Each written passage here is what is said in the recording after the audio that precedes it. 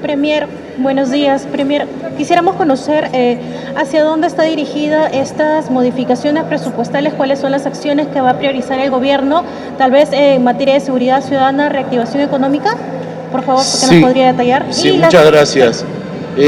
Las modificaciones que se han realizado tienen diferente origen. En el caso de la presidencia del Consejo de Ministros, son unos recursos provenientes del Ministerio de Transportes y Comunicaciones hacia el organismo supervisor o CITRAM, con el propósito de que se puedan pagar los servicios de la empresa supervisora, el consorcio supervisor. Ha sido aproximadamente 900 y pico mil soles para la red vial 5, el tramo Ancón-Huacho-Pativilca.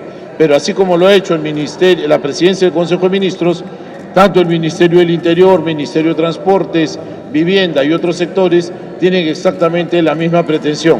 Las modificaciones presupuestales que se han realizado durante este tercer trimestre tienen como propósito básicamente promover la reactivación económica y, por supuesto, la seguridad ciudadana. Siguiente pregunta, Omar Jordán, Canal N. Ministro, ¿cómo está? Buenos días. Se están generando conflictos con las instituciones. Hemos conocido la posición del Ejecutivo donde se rechaza un poco el desbalance que ha señalado la Contraloría y al mismo tiempo esto se da y se genera un conflicto por esta reducción de presupuesto para acciones de control. Y al mismo tiempo se está generando otro problema con la Fiscalía, teniendo en cuenta que han rechazado justamente la posición de las declaraciones de la presidenta Dina Boluarte al, lo que ustedes mencionan, filtrar información por parte del fiscal de la Nación. Bueno, en primer lugar quiero manifestar lo siguiente. No se ha afectado en modo alguno el normal desarrollo de las actividades vinculadas a la Contraloría General de la República.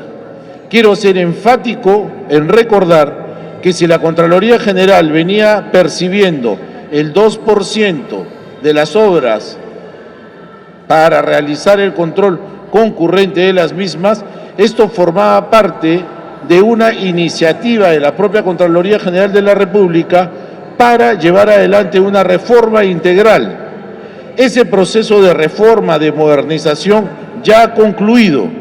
En consecuencia, habiendo concluido este proceso, no se justifica mantener ese 2% que se iba cobrando y que además de significar un esfuerzo de los contratistas y del propio Estado, ya hoy en día no tiene más sentido porque el proceso ha concluido. No se le ha quitado tampoco el íntegro, se ha reducido de 2% a 0,5%, entendiendo que ese es el monto suficiente y necesario para darle mantenimiento a esta reforma, este proceso de modernización que ha conducido. Otra cosa en la que quiero ser absolutamente enfático, este 0,5% se otorga en adición, reitero, en adición al presupuesto ordinario de la Contraloría General de la República. Con relación al presunto desbalance que podría, en condicional, haberse detectado en las cuentas de la señora Presidenta de la República, Dina Boluarte, aquí también quiero ser enfático en rechazar que aquello exista. En primer lugar, me sorprende sobremanera que una carpeta de la Contraloría General de la República vinculada a esta materia se haga pública, cuando todos sabemos que tenemos como ciudadanos el derecho al secreto bancario. No se puede estar divulgando información contenida en esa carpeta y aquello lo rechazamos rotundamente. Por otro lado, tal desbalance no existe. Un análisis mucho más detallado permitiría comprobar que las cuentas que la Contraloría General refiere, por lo menos 2 de ellas tienen montos ínfimos, que no llegan ni siquiera a los 2 soles. Lamentablemente, en algunos casos, uno cierra sus cuentas dejando un mínimo de saldo y, naturalmente, las propias normas prevén que esos mínimos saldos no tienen por qué declararse. Con relación a ese presunto desbalance, también hay que ser enfáticos en indicar que, por ejemplo, al cierre del estudio de la Contraloría General no se han reportado los beneficios que al final de su labor como ministra del MIDI la señora presidenta tuvo. Hay una liquidación, hay una compensación por vacaciones truncas, etcétera, que no se ha tenido en cuenta, y eso será materia de una respuesta que estamos dando. Por otro lado, los intereses generados por sus cuentas en depósitos tampoco se han tomado en cuenta. Y algo que nos ha llamado sobremanera la atención, y en esto también queremos ser absolutamente enfáticos, hacía muchos años había una caja que se llamaba Caja Raíz. A esa Caja Raíz le ocurrió lo mismo que le acaba de suceder a Caja Sullana. Entró en una situación financiera complicada, se ha cerrado esa Caja Sullana y todas las cuentas las ha recibido Caja Piura. Hace mucho tiempo, cuando le ocurrió lo mismo a Caja Raíz, donde la señora presidenta era ahorrista, todos los fondos de aquella Caja Raíz fueron llevados al Banco de Crédito. Y allí es donde ocurre el primer problema, porque se sigue teniendo en cuenta la existencia de esta cuenta en Caja Raíz, cuando debe tenerse en cuenta que ya todos los fondos fueron transferidos. Se cuentan como si hubiesen 2 veces el mismo fondo. Y algo que también se me ha indicado es que, lamentablemente, al momento de llenar ese formulario que es tan complejo, en vez de consignar el número de cuenta, se consignó el número del plástico de la tarjeta.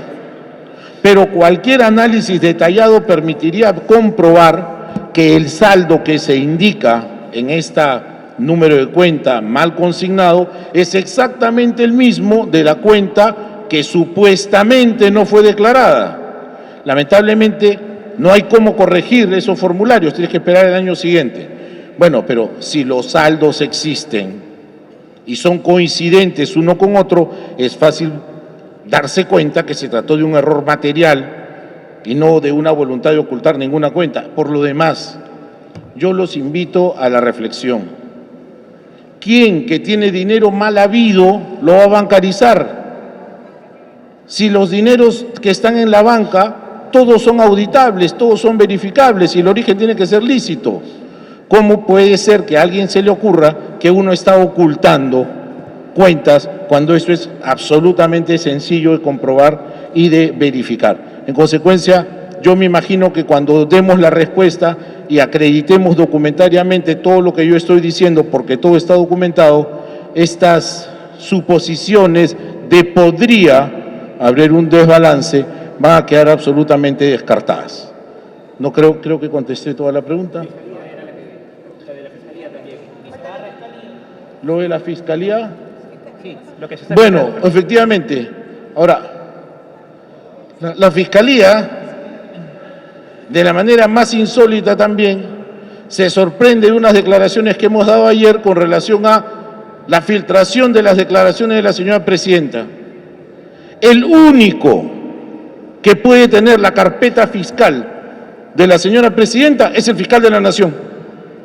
¿Y cómo no nos vamos a disgustar de que las declaraciones de la presidenta se filtren a la prensa, siendo él el único responsable de la guarda y custodia de esa carpeta fiscal? ¿De dónde más va a provenir?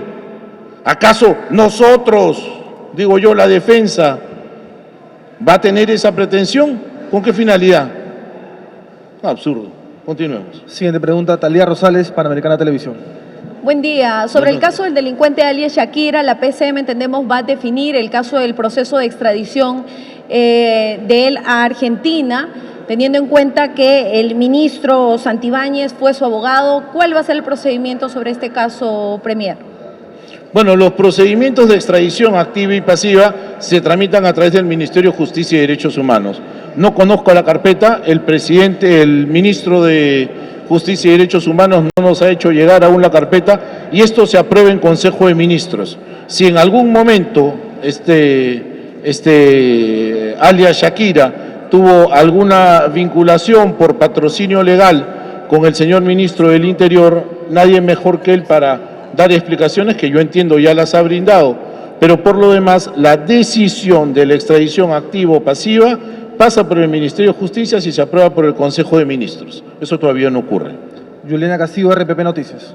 ¿Qué tal, el ministro? Es justamente para consultarle sobre la candidatura de Alberto Fujimori. Hay que recordar que Dina Boluarte justamente había respaldado este indulto humanitario que se le había dado al expresidente, y uno de los puntos por los cuales se le había dado este indulto era su estado de salud, que se encontraba mal. Sin embargo, al parecer tiene la salud suficiente como para poder postular a la presidencia. ¿Cuál es la posición justamente del gobierno ahora? A ver, en primer lugar yo quiero expresar que aquello no es más que una declaración de naturaleza política. He visto una comunicación en redes sociales que así lo anuncia, pero ni está comprobado, ni tampoco correspondería al que habla ni al Consejo de Ministros definir lo que los partidos políticos van a decidir.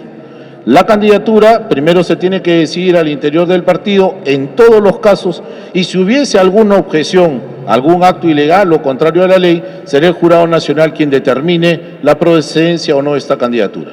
Muchísimas gracias, que tengan buen día. Sí, ¿Tenemos Karen, una sí, pregunta una más? pregunta más. Karen Santillán, Acabamos. Radio Exitosa. Premier, muy buenos días. Estamos en vivo para Exitosa. Usted ha deslizado la posibilidad que el Perú pueda retirarse de la Corte Interamericana de Derechos Humanos. ¿Ha conversado ya de este tema con la presidenta? ¿Cuáles serían las consecuencias para el país? Por otra parte, rápidamente, estamos a poco del mensaje presidencial y la ciudadanía está pidiendo cambios. ¿Han evaluado cambios en el gabinete? El ministro de Educación, Morganquero, o la ministra de la Mujer, que no han viajado a Condorcanqui pese a las más de 500 denuncias de violación. Los líderes aguajún están denunciando que nunca llegó el apoyo a las zonas más vulnerables. Muchas gracias. Voy a empezar por el final. El ministro Morganquero ha estado ayer en las comunidades de Condorcanqui y pasado mañana jueves la señora ministra de la Mujer va a estar allí. Pero quiero decir algo más. Ya viajó una primera delegación de viceministros y una segunda delegación de directores generales. Se está brindando todo el apoyo y el soporte que necesitan estas comunidades que por décadas han vivido en la postración y en el abandono. Se les está atendiendo y se les seguirá atendiendo. Y con relación a lo